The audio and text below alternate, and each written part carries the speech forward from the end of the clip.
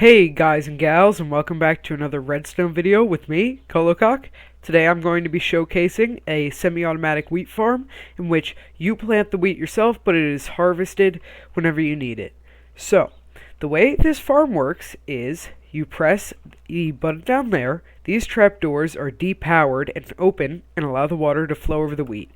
Each of these platforms you see here is 7 blocks long and 8 blocks wide to allow the water to just flow over it and provide maximum harvesting power. This last platform is 8 blocks long, so the water just runs to the edge of it. Then we have this water source running through here, which connects up to an ice block, which connects up to a second water stream, which feeds all the items into 4 hoppers, which are connected into 4 double chests. Simple enough. So, what we do is we come down here, we press this button, it depowers the redstone torch, and all the wheat is pushed down and harvested. Now sometimes a little wheat will be left on the middle there, so you just press the button a second time if you need, and it should push any excess wheat or seeds down. Occasionally you have a little caught up on there, but it's a very minimal amount, and it gets pushed into this water stream and it's all collected. So with the size I have here, which has a total of 6 platforms and 2 sides, you get approximately a couple stacks of wheat. So as you can see, I collected a bunch there when I sat there. It comes in so fast that a lot of the hoppers can't collect it right away. So as you can see, we have a little bit stuck in the hoppers still. And if you look up here, and yeah, as you can see, we have quite a bit of wheat and seeds in the hoppers there, but we collect about 4 stacks of wheat or 5 stacks of wheat for this farm for one harvest. So every harvest you're going to get 5 stacks of wheat. And I'll just quickly explain how to build this. So it starts with a little bit of a trapdoor mechanic in which if you have blocks like this, blocks like that, and one of them has to be a solid block. Sorry, that's not a solid block. We'll just grab a stone block.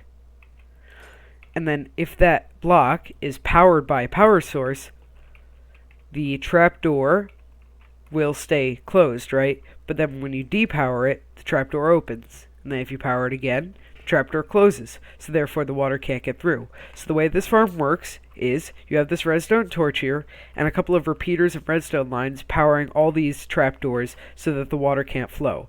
Then as soon as you press the button, all of the redstone is depowered and all these trapdoors open at the same time, like this. And that allows water to flow down. Now because these are exactly the right length, it flows all the way down, pushing everything into this one water stream where it's collected. And then you can replant and wait for the next harvest. So this farm doesn't have to be this size. It can be much bigger. It can go out all the way that way. You can have multiple modules that all feed into the same area. And most certainly you can make this smaller. If you wanted, you could just have one of these blocks. You just have to make sure it's 7 blocks long. In fact, you can just go 1, 2, 3. Oh, sorry, I have my tick speed very high. Let me just put a couple of blocks along there and a couple of blocks along here. Let me just do that. And now if I go like this, if I go like this, 1, 2, 3, 4, 5, 6, 7, 8, and then if I put some blocks up here,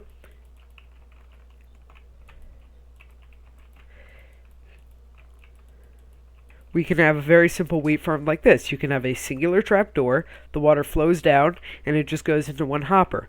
Now, admittedly, the larger the farm, the more efficiently you harvest it, since the whole point of the farm is to be able to harvest large quantities of wheat in very short amounts of time. So if you had, like, say, 10 of these fields here that would normally take you about 5 or 10 minutes to harvest. So instead you can press the button and it will harvest in approximately 10 seconds and you'll get all your stuff in the chests and hoppers. So as you can see here, I believe everything should have filtered in by now. Yes. So we have 1, 2, 3,